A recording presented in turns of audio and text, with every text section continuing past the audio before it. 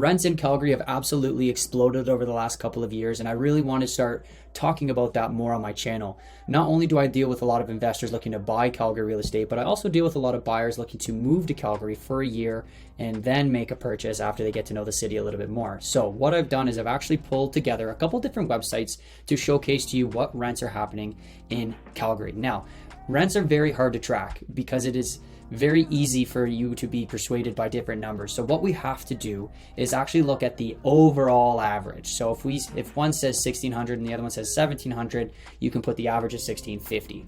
So it is very difficult for me to give you an exact amount, but what I can do is provide you with some data, talk about it a little bit more, and then talk to you about what I expect to see. So my name's Adam Fife, your Calgary Realtor. If you like the content, comment below because this is a very new segment to the channel. As you can see, I'm going to do it live time, very little editing, as I want to share my thoughts with you and grow as I continue to do this.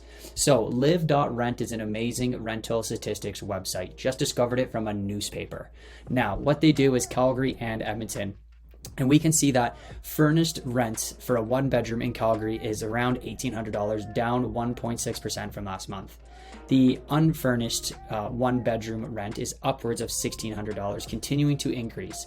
This little graph here showcases the last 6 months, and as you can see, it's actually increased a substantial amount in the last 6 months, all going up to almost $1,600 for a one bedroom unfurnished apartment. Now, when we scroll down here, I'm going to ignore the right and go just look at the left.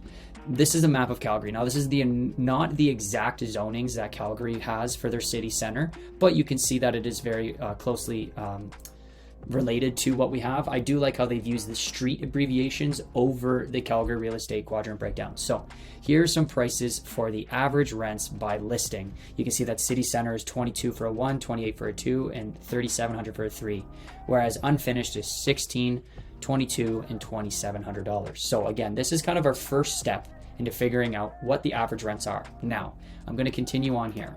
Now, this website here is very interesting as well. This is called Zumper.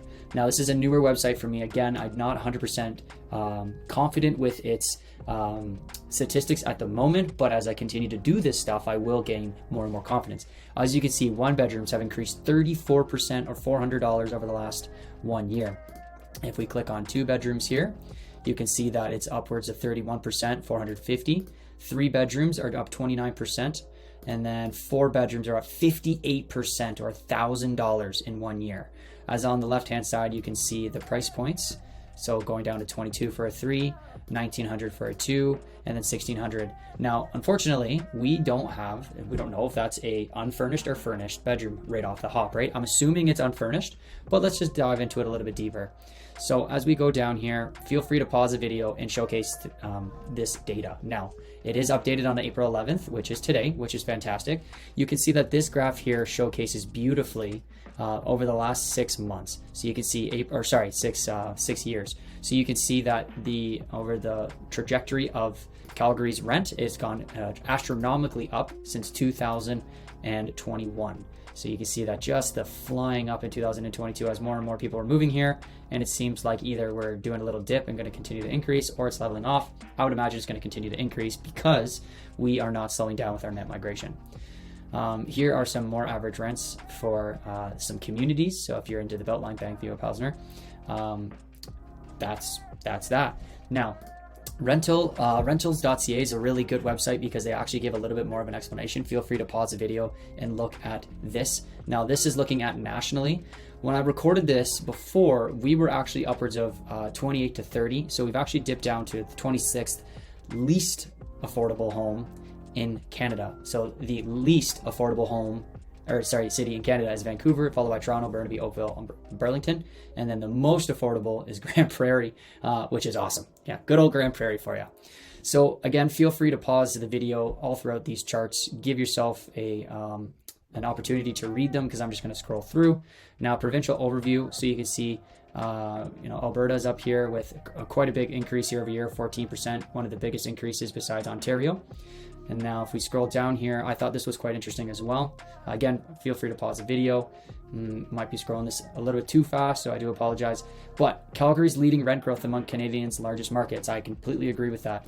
So I'm not going to just read this for verbatim, so please make sure to pause the video, but I totally agree with what they have to say in this statement because there is a lot of demand in Calgary right now. Home prices are up, rentals are up. It is a crazy time to be a landlord renting and increasing your monthly cash flow, or a renter coming to Calgary and having to pay $200, $300, $400 more per month. Now, for my landlords out there, yes, these numbers are great. You have to remember, buying a investment property right now is tight. The raise in interest rates and the raise of home prices have made our cap rates whack. The rents are going up enough that helps offset that a little bit. But I mean, if rents have only gone up $200 a month, I can tell you right now, your mortgage has probably gone up $400 compared to last year. So kind of missed the mark a little bit there, if I'm being completely honest, but there's still opportunities out there. I'm working actively with a couple different investors. I've already closed out on a couple investment specific deals this year. So they are out there, but they do take a lot of patience and having a system set up prior to actually going and making any sort of decisions.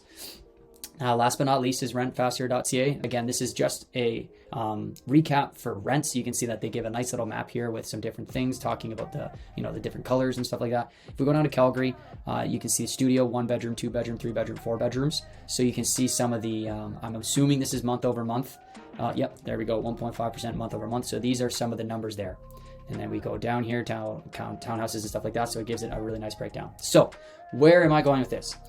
If you are interested in knowing more about this, please subscribe to the channel. As an investor, there is opportunity out there for you to capitalize on this market, but at the same time, you do need to be careful. As a renter, you have to be more aggressive. Unfortunately, even in just my specific situations with my investors, they're getting 10, 15, 20 applications. And I went through the whole process with my investor to talk about how you need to win.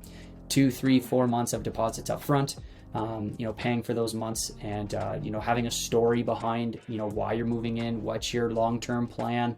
There's a lot of different things that you need to consider as a renter when stepping into Calgary. So that's my very fast recap of rents in Calgary. I plan on doing this every single month. I'm looking forward to looking back at this video in the future and laughing at maybe how cringy it was or whatever. So make sure to subscribe to the channel, watch me grow. I will touch on this a lot more from my investors out there. Thank you very much, and I'll see you on the next one. Peace.